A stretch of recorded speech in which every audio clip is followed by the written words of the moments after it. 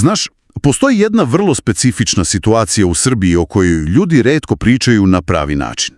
Situacija gde država, pa potpuno legalno i transparentno, odlučuje da se odrekne poreza na profit. I to profita koji se može meriti u desetinama hiljada evra. Da, i to zvuči skoro nestvarno kada se tako postavi. Zvuči kao neka prevara, zar ne? Ali nema skrivenih troškova, nema nekih rupa u zakonu ili onih čudnih advokatskih smicalica. Jedini uslov koji se tu traži za uzvrat jeste samo vreme. Samo vreme i malo discipline. Upravo tako. E pa, dobrodošli u našu današnju duboku analizu. Danas zaista detaljno istražujemo porezki sistem Srbije, ali specifično kada je u pitanju investiranje na berzi. Ja sam ispred sebe pripremio izvode iz poreskih zakona, tu su konkretno članovi 77, 78 i onaj čuveni 72a. Taj 72a je apsolutni favorit. I jeste, bukvalno zvezda zakona. Sve to smo ukrstili sa onim praktičnim vodičima o ETF-ovima, dividendama i kapitalnoj dobiti. Misija ove naše analize danas je, rasvetljavanje jednog duboko ukorenjenog mita na ovim prostorima. Aha, onog mita da je porez na berzi nešto strašno. Baš tog. Da je to nekakva birokratska noćna mora dizajnirana isključivo da malom čoveku otme taj teško stečeni novac. Taj narativ o otimanju i nekakvoj kaznenoj birokratiji je nevrovatno uporan. Mislim, godinama slušam te iste strahove. Ali kada se ovi materijali zapravo analiziraju, slika koja se dobije je potpuno dijametralno suprotna. Znači, zakoni zapravo nisu protiv nas. Ne, naprotiv. Dokumentacija jasno pokazuje da poreski zakoni, bar u ovom specifičnom domenu o kojem danas pričamo, izuzetno idu na ruku malim, strpljivim investitorima. Postoje tako elegantni, potpuno legalni mehanizmi koji omogućavaju da se papirologija svede na onaj apsolutni minimum. A u nekim slučajevima i na apsolutnu nulu, zar ne? Da, doslovno na nulu. Nema papira, nema prijava. Pa upravo taj jaz između tog straha koji ljudi imaju i te realnosti je ono što prvo moramo da premostimo danas. Ali pre nego što dođemo do te čarobne nule i tih naprednih strategija, mislim da moramo da demistifikujemo osnovnu mehaniku. Slažem se, osnove su ključne jer tu nastaje najveća panika. Pa da, jedan od najčešćih, gotovo onako instinktivnih strahova jeste da će poreska uprava uzeti procenat od ukupno uloženog novca. Znači, zamislimo da neko godinama odvaja od plate i investira, recimo, 20.000 evra. Postoji ogroman strah da će porez biti naplaćen na celokupnu tu sumu. Aha, da će država uzeti deo onoga što je osoba već zaradila i uštedela. Da, zakon tu postavlja vrlo oštru i vrlo jasnu granicu. Porez se nikada, ali nikada ne plaća na glavnicu. Znači na onaj novac koji je prvobitno ušao u sistem. Tako je. Taj novac je već oporezovan.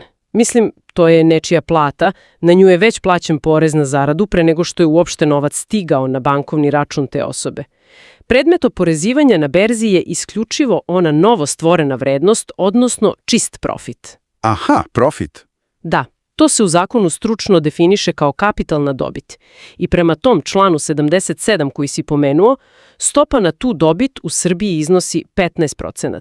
Znaš kako, kad se to tako postavi, matematika je tu zapravo sasvim pravična.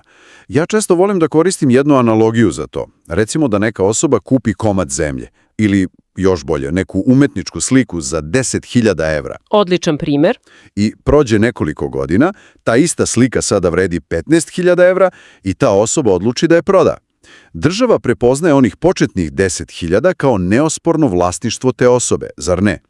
Tih 15% poreza se primenjuje isključivo na onih 5.000 evra viška koji su se nekako stvorili u međuvremenu. Da, baš tako. A kada to prenesemo direktno na berzu, proces je identičan. Od prodajne cene akcija se jednostavno oduzima nabavna cena i ono što je jako bitno, čak se i provizije onog brokera priznaju kao trošak koji umanjuje taj profit. Stvarno? Znači i provizije se robijaju? Aha, priznaju se i tek se na tu čistu preostalu razliku primenjuje ta poreska stopa od 15%. Jasno. Sad, to je mehanizam obračuna. Ali, čitajući ove izvore, primetio sam jedan još važniji detalj koji se nekako često previđa. Detalj koji investitorima daje ogromnu, ali ogromnu fleksibilnost. Pretpostavljam da misliš na sam trenutak kada se porez zapravo plaća. Upravo to. Poreski događaj u očima zakona nastaje isključivo i to jedino u sekundi kada se klikne ono dugme za prodaju. Da, to dugme SEO. Bukvalno. Znači, sama činjenica da je nečiji portfolio na berzi porastao za 200 ili 300%, to ne znači apsolutno ništa za poresku upravu, sve dok su te akcije zapravo u vlasništvu te osobe. Baš tako. Vrednost na ekranu može da divlja, može da raste godinama, portfolio može da se udesetostruči, niko iz poreske uprave neće slati uplatnice i tražiti deo tog nekog nerealizovanog rasta. Znači, poreska obaveza je faktički zamrznuta sve do tog trenutka prodaje. Jeste, fizičko pretvaranje akcija nazad u keš, to je taj okidač. Sve do tog trenutka kapital raste neometano, bez ikakvog onog poreskog trenja. I to je ta ključna razlika između nerealizovane i realizovane dobiti o kojoj se često priča u ovim materijalima. I upravo to odlaganje poreskog događaja, to nas direktno dovodi do onog, pa verovatno najmoćnijeg alata koji domaći zakonodavac uopšte nudi. Alata koji neverovatno nagrađuje to dugoročno planiranje o kojem pričamo. Tu dolazimo do onog tvog omiljenog dela. Jeste, apsolutno fascinantno. Pričamo o članu 72a Zakona o porezu na dohodak građana. U ovim izvorima ga često nazivaju pravilo 10 godina. To je ono što smo pomenuli na samom početku ove duboke analize. I sa punim pravom je zvezda zakona. Znači, pazite ovo. Ako se akcije ili investicioni fondovi drže u neprekidnom vlasništvu duže od 10 godina, u trenutku prodaje stopa poreza na tu ogromnu, godinama taloženu kapitalnu dobit pada sa onih 15% na neverovatnih 0%. 0. Bukvalno ukidanje poreza. To je verovatno najsnažniji podsticaj za ličnu štednju koji uopšte postoji u domaćem zakonodavstvu. Čekaj, da li to znači da država doslovno onako svesno nagrađuje strpljivog, običnog čoveka koji svakog meseca odvaja deo plate? Da, i to radi iz vrlo jasnih razloga. Mislim, kada se pogleda ta neka šira ekonomska slika, država ima pragmatičan interes da njeni građani, pa da ne budu potpuno zavisni od onog državnog penzionog fonda u starosti, zar ne? Aha, da sami izgrade neki kapital. Upravo tako.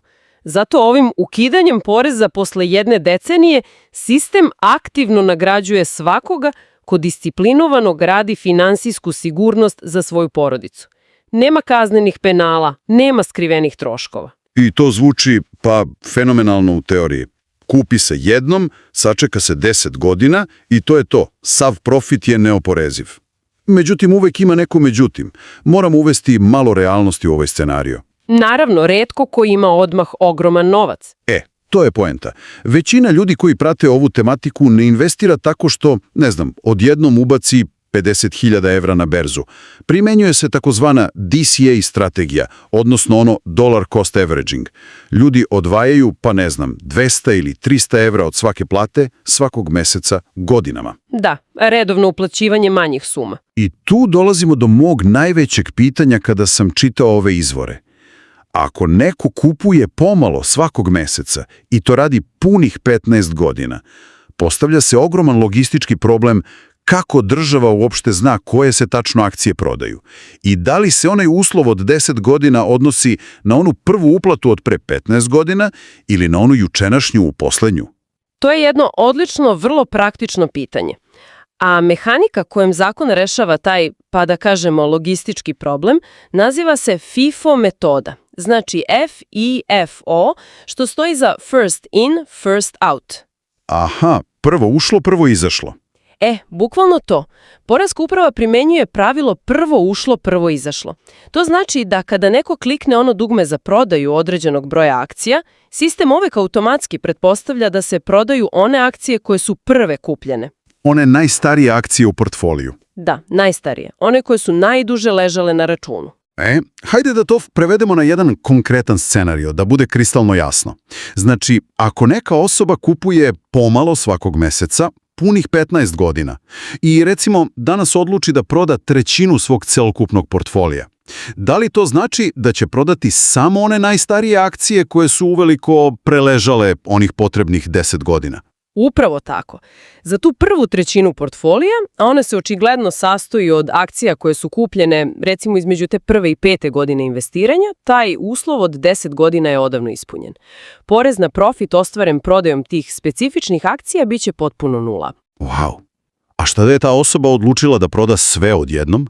U tom slučaju stvari se malo menjaju. Na onaj deo akcija koje su kupljene u posljednjih 9 godina, pa za njih jednostavno još nije istekao taj zakonski rok. Na taj specifičan deo bi morao da se plati onaj standardni porez od 15%. Aha, znači sistem bukvalno deli portfolio na tranše. Da, i zato je ta FIFO metoda zapravo izuzetno korisna za ljude koji žele da postepeno povlače kapital u penziji.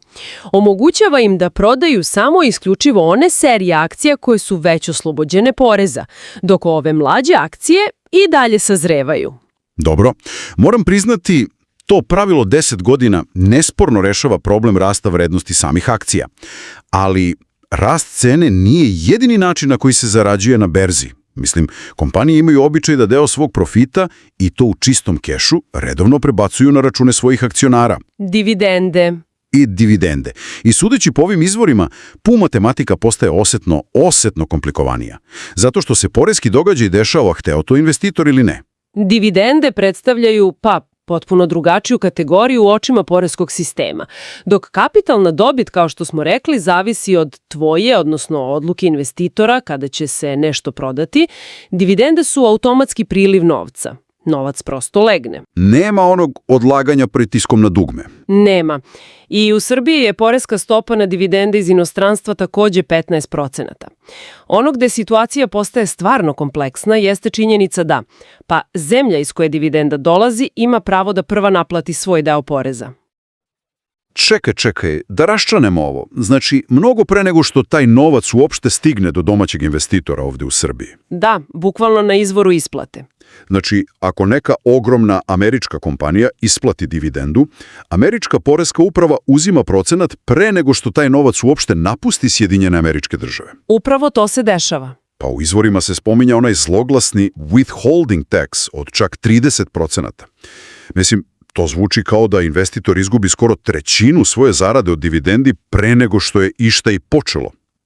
Kako se onda bilo kome isplati da gradi taj dugoročni portfolio uz takve jezive namete? Razumem zašto to deluje obeshrabrujuće. Ta stopa od 30% jeste neka standardna stopa koju Amerika primenjuje za strane državljane, pogotovo za one s čijim državama nemaju te neke specifične povlašćene poreske ugovore. A Srbija, pretpostavljam, spada u tu grupu. Da, mi nemamo taj sporazum sa SAD-om. Ali dobra vest za rezidente Srbije je da naša poreska uprava zapravo prepoznaje taj već plaćeni porez u inostranstvu. Pošto je tih američkih 30% očigledno veće od domaćih 15%, investitor iz Srbije ne duguje apsolutno nikakav dodatni novac državi Srbiji. Znači, Srbija kaže, ok, Amerikanci su ti već uzeli više nego što bismo mi, tako da smo kvit. Bukvalno tako. Finansijski država Srbija je namirena. Međutim, ovde dolazimo do onog bolnog dela, ostaje jedna druga, vrlo iscrpljujuća obaveza. Pretpostavljam da sada govorimo o kristoj birokratiji.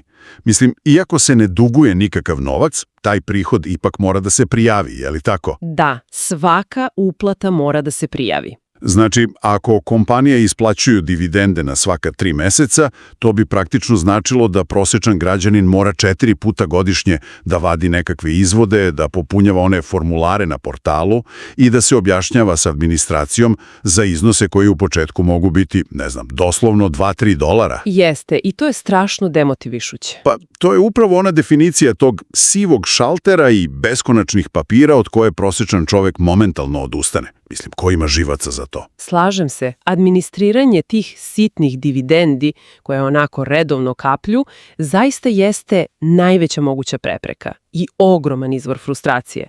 Ali, i ovo je jedno veliko ali, tu izvori koji smo analizirali nude možda i najelegantnije moguće rešenje u čitavom svetu finansija. Rešenje za tu papirologiju. apsolutno rešenje. Umesto kupovine onih pojedinačnih američkih akcija ili fondova koji direktno distribuiraju dividendu na račun, takozvanih DIST fondova, izlaz leži u korišćenju akumulirajućih, odnosno ACC fondova. ACC fondovi, aha, to smo spominjali. Ako bismo napravili neku paralelu, recimo sa zimom, taj ACC fond bi bio kao neka ogromna grudva snega koja se konstantno kotrlja niz planinu i postaje sve veća. Odlično poređenje. Dok bi onaj DIST fond, onaj što isplaćuje dividendu, bio ekvivalent tome da, ne znam, neko svako malo otkida komadiće te velike grudve, stavlja ih u džep gde se odmah istope, a pritom usput još mora da plaća nekakve putarine poreskoj upravi za svaki taj otkinuti komad. Što naravno znači da ta grudva potpuno gubi svoj zamah. E sad, kako tačno ACC fond izbegava tu putarinu, to jest prijavljivanje poreza u Srbiji? Saga ACC fonda leži isključivo u njegovoj unutrašnjoj mehanici. Znači, kada one kompanije unutar samog fonda isplate dividendu, fond taj novac nikada, ali nikada ne prosleđuje na onaj lični bankovni ili brokerski račun pojedinačnog investora. Znači, lova nikad ne legne na moj račun investora. Nikada. Umesto toga, algoritam tog fonda automatski uzima celokupan iznos te dividende i u sekundi kupuje još akcija tih istih kompanija, praktično vraćajući tu vrednost direktno nazad u fond. Pošto ni jedan jedini cent nikada nije legao na račun rezidenta u Srbiji, u očima našeg domaćeg poreskog zakona, poreski događaj se nikada nije ni desio. Čekaj, novac faktički nikada nije prešao tu neku imaginarnu granicu ličnog računa, pa samim tim ne postoji ni zakonska obaveza popunjavanja tih formulara svaka 3 meseca. Nema novca na računu, nema ni prijave. Pa sva ta birokratija prosto ispari. To je fantastično. Ali čekaj, moram da se vratim na jedan detalj. Šta se dešava s onim američkim porezom od 30%? Pomenuto je maločas da Amerika to skida na samom izvoru, čim dividenda krene ka fondu. Da li AC fond to nekako magično izbegava? Ne može se magično izbeći, ali tu na scenu stupa drugi deo ove moćne jednačine, a to je odabir samog domicila fonda. Domicil. Znači gde je registrovan? Da, domicil označava to pravno sedište u kom je ETF zvanično registrovan. Iako se neki fond može sastojati 100% od američkih kompanija, znači prati američko tržište, on se može pravno registrovati u Evropi. A konkretno se najviše registruju u Irskoj. Aha, Irska. Zašto baš Irska? Zato što Irska ima izuzetno povoljan međunarodni poreski ugovor sa SAD-om. Zbog tog specifičnog ugovora Amerika naplaćuje samo 15% poreza na dividende tim irskim fondovima umjesto onih drakonskih 30%. Wow, ovo je neverovatan finansijski inženjering. Da rezumiramo ovo, znači prvo, irski domicil fonda faktički prepolovi onaj nevidljivi američki porez unutar same mašine fonda. Tako je, sa 30 na 15. A onda činjenica da je fond akumulirajući, to jest ACC, u potpunosti štiti onog investitora ovde od srpske papirologije, jer dividenda jednostavno automatski reinvestira sam u sebe. Investitor samo otvori aplikaciju i gleda kako raste vrednost njegovog udela bez jednog papira. Upravo tako. Ta pravna struktura irskog akumulirajućeg fonda pruža ubedljivo, matematički najefikasniji način za oplemenjivanje kapitala iz perspektive nekog evropskog investitora. Sve moguće putarine i troškovi su svedeni na apsolutni minimum, a ona čuvena složena kamata može da radi svoj posao potpuno neometano. Dobro, ovo je stvarno moćno. ACC fondovi savršeno rešavaju problem dividendi, a ono, pravilo 10 godina, savršeno rešava problem rasta kapitala. Ali to sve nekako pretpostavlja da smo uvek u plusu. Zar ne? Da naša grudva snega uvek ide lepo nizbrdo. Da, to bi bio idealan scenario, ali tržište ne funkcioniše uvek tako. Pa da, zakoni fizike i zakoni berze nam kažu da to jednostavno nije uvek tako. Neko može da, kupi fond koji prati neki određeni tehnološki sektor koji jednostavno podbaci. I taj investitor u nekom trenutku odluči da mora da proda i proda sa minusom. Gledajući član 78 zakona koji danas analiziramo, šta se zapravo dešava kada se novac izgubi? Gubitak je, Pa to je prosto sastavni deo svakog investicionog ciklusa. I naš zakon to prepoznaje kroz taj koncept kapitalnog gubitka. Znači, ako se akcije prodaju za iznos koji je manje od onog iznosa za koji su prvobitno kupljene, vrlo je logično da se na to ne plaća apsolutno nikakav porez, jer profita nema. Logično, ali izvori pominju da to nije sve. Nije. Država tu ide korak dalje i zapravo dozvoljava da se taj, naravno zvanično prijavljeni gubitak, iskoristi kao jedan izuzetno moćan finansijski alat. Konkretno, kao jedan poreski štit za neke buduće dobitke koje investitor ostvari.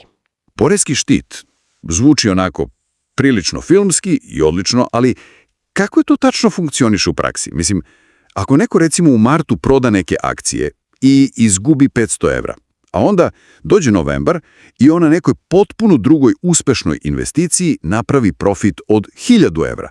Da li ta osoba mora u novembru da plati pun porez na svih celih 1000 evra zarađenih u tom trenutku? Ne, i to je zapravo najveća lepota ovog mehanizma. Prilikom podnošenja te poreske prijave, onaj gubitak od 500 evra iz marta se bukvalno prebije sa ovim ostvarenim dobitkom od 1000 evra iz novembra. Aha, znači matematika je 1000 minus 500. Baš tako. Poreska osnova na koju se onda primenjuje onih 15% poreza postaje samo preostalih 500 evra. Ono što je još bitnije posebno za to razumevanje dugoročnog planiranja o kojem govorimo jeste da taj štit ne ističe nužno na kraju kalendarske godine. Stvarno? Ne mora sve u istoj godini. Ne, zakon izričito dozvoljava da se taj kapitalni gubitak prenosi i onda koristi za prebijanje nekih budućih profita u narednih, pazi sad, 5 godina. 5 godina? Wow, pa to je izuzetno fair. Država zapravo tu pruža jednu ozbiljnu sigurnosnu mrežu koja pa amortizuje greške, naročito one početničke kad ljudi tek uče. Jeste. Sistem je dizajniran da ne kažnjava preoštro neuspehe, sve dok se naravno sve to legalno i transparentno prijavi. Kad smo kod prijavljivanja, ajde da se dotaknemo onoga od čega, pa ruku na srce, svi zapravo najviše strepe, a to je sama egzekucija svega ovoga. Pomenuli smo digitalizaciju, pomenuli smo portal e-porezi. Mislim, digitalizacija u Srbiji u teoriji zvuči napredno, ali znamo kako to u praksi često podrazumeva štampanje PDF fajla u 3 primjerka, pa onda nošenje onako fizički na šalter, gde obavezno fali čuveni jedan pečat. Koliko je to zaista rutinski proces, kao što tvrde izvori? Pa sasvim je razumljiva ta doza skepse prema bilo kakvim administrativnim procesima kod nas, ali u domenu poreskih prijava za berzu sistem je stvarno pretrpeo ozbiljne i vrlo pozitivne transformacije. Sama prijava, poznata kao taj obrazac PPG3R, Zvuči kao ime nekog robota. Zvuči, ali je zapravo vrlo korisna. Ta prijava se podnosi isključivo elektronski, preko portala. I to se radi u 2 jasno definisana perioda godišnje. Znači, do kraja jula se podnosi za prvo polugodište te godine i do kraja januara za ono drugo polugodište. Ok, znači 2 put godišnje. Ali šta se podnosi? Ono što najviše olakšava čitav taj proces jeste činjenica da naša poreska uprava danas bez ikakvih problema prihvata zvanične elektronske izveštaje sa onih globalnih investicionih platformi. Znači, investitor samo recimo uđe na platformu, generiše onaj neki standardni PDF izveštaj sa, platforme kao što su Interactive Brokers ili Trading 1212 i to se kod nas prihvata kao validan dokaz te kupovine i prodaje. Bez potrebe za nekim notarima, overama, sudskim tumačima. Baš tako, bez ikakvih overa. Poreskoj upravi je jedino važno da u tom izveštaju oni jasno vide tačne datume i iznose transakcija, a za ono obavezno preračunavanje iz recimo dolara ili evra u dinare, sistem se tu vrlo jednostavno oslanja na zvanični srednji kurs Narodne banke Srbije na taj konkretan dan transakcije i taj podatak se onda samo unese u samu tu elektronsku prijavu. Kad već pominjemo te ogromne globalne platforme, u domaćoj javnosti se vrlo često provlači još jedan, pa po mom mišljenju vrlo opasan mit. Ljudi iskreno misle da ako koriste neku tamo stranu aplikaciju, stranog brokera, da je taj njihov novac apsolutno nevidljiv za naše domaće institucije. To je jedna ogromna zabluda. I onda misle, pa porez uopšte ne mora ni da se prijavljuje dokle god se taj novac, fizički ne povuče nazad u neku srpsku banku. Koliko su uopšte takve ideje bezbedne u današnjem vremenu? Oslanjanje na takve mitove danas predstavlja, verovatno, najveći finansijski rizik koji neki pojedinac može da preuzme na sebe.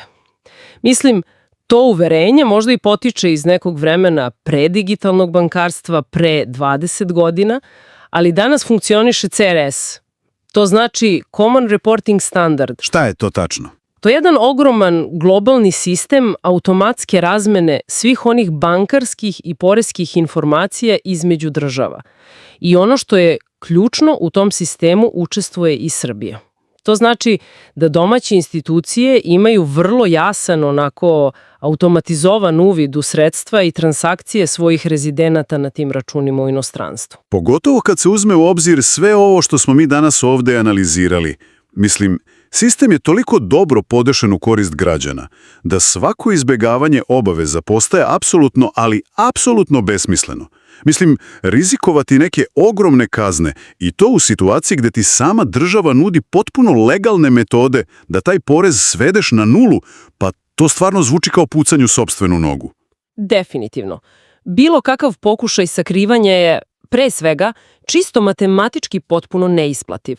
Mislim, kroz to prebijanje onih gubitaka koje smo spomenuli i naročito kroz ovo oslobađanje od poreza nakon 10 godina, ovaj sistem zapravo snažno ohrabruje te legalne i transparentne tokove novca. Legalno investiranje je ovdje apsolutno najracionalniji mogući izbor za pojedinca. Znaš šta, mislim da nas sve ovo vrlo logično dovodi do trenutka kada ovu našu duboku analizu možemo da sublimiramo u jednu vrlo konkretnu, praktičnu, da je nazovem ultimativnu formulu. Ako bismo iz svih ovih suvoparnih zakona, svih ovih izbegnutih šaltera i kompleksnih poreskih ugovora morali sada da izvučemo jedan elegantan plan akcije, znači za osobu koja želi dugoročno da gradi finansijsku stabilnost, kako bi taj savršeni algoritam izgledao? Formula koja proističe iz svih ovih analiziranih materijala se na kraju dana svodi na samo 3 ključna koraka.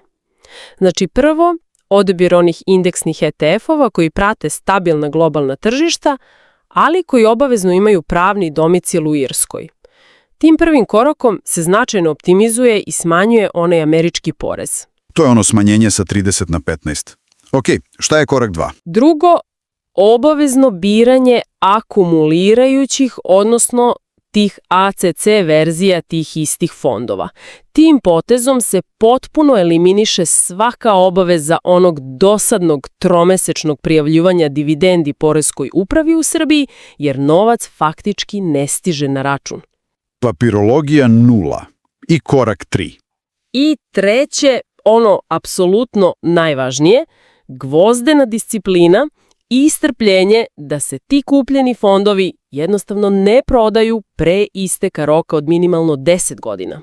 I rezultat te jednostavne jednačine je apsolutno spektakularan. Znači imamo 0 potrošenog vremena na papirologiju i nerviranje tokom celog onog procesa akumulacije koji traje godinama. I onda, zahvaljujući tom članu 72a, imamo ravno 0% poreza na kapitalnu dobit na samom kraju putovanja, onog trenutka kada taj veliki novac konačno povučemo za, na primjer, penziju.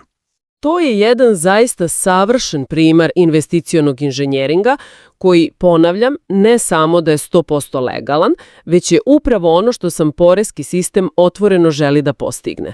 Država na ovaj način direktno podstiče dugoročno vlasništvo nad kapitalom. Znaš, prilično je zanimljivo razmisliti o tome, pa koliko nam zapravo sopstvene predrasude oblikuju našu finansijsku realnost. Mi smo danas pričali o birokratiji, razlagali smo ugovore između država, pominjali smo one kompleksne algoritme unutar irskih fondova, ali kada se sve to onako podvuče i stavi na papir, možda najveća barijera za ulaganje na Balkanu uopšte nije ni taj zakon, nije ni neko opšte neznanje, već su to puki izgovori. Izgovori su uvek najlakši put. Baš tako. Taj iracionalni strah od poreza i nekih zamišljenih šalteruša koje će nam uzeti sve, to je bukvalno decenijama na ovim našim prostorima služilo kao jedno sjajno pokriće za to da se novac prosto drži u slamarici. Ili eventualno u nekoj banci, gde ga garantovano iz godine u godinu polako proždire inflacija. Ako je naš porezki sistem zapravo postavljen tako da direktno nagradi običnog čoveka, i ako uspeh na berzi može biti uz pravo znanje potpuno oslobođen davanja državi u samo malo tog strpljenja, onda ostajanje po strani više nije pitanje nekog pukog preživljavanja. To postaje isključivo cena nečije lične finansijske inercije. Eto, ostavljamo to kao jednu provokativnu misao za kraj. Hvala vam što ste bili sa nama danas i čujemo se do sledećeg detaljnog istraživanja podataka.